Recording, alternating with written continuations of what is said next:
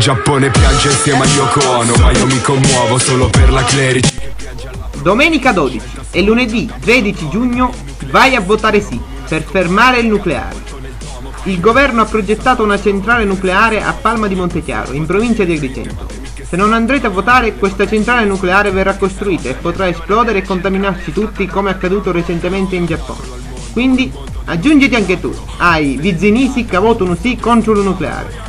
Domenica 12 e lunedì 13 giugno vai a votare sì per fermare il nucleare.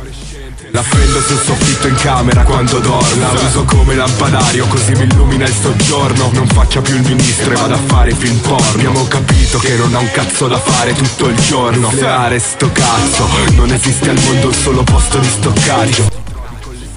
Domenica 12 e lunedì 13 giugno vai a votare sì per fermare il nucleare. Il governo progetta una centrale nucleare a Palma di Montechiaro, in provincia di Agrigento. Se non unite a votare, sta centrale nucleare viene costruita e può scoppiare a millenare da tutte pari, come succedeva più tempo a Reri in Giappone. Aggiungiti magari tu alle Vizinisi che votano sì contro il nucleare. Domenica 12 e lunedì 13 giugno vai a votare sì per fermare il nucleare.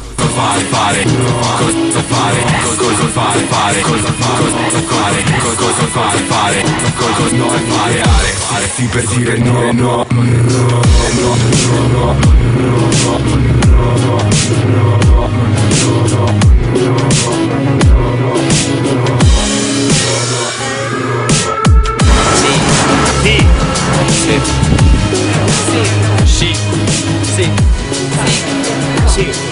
Sì.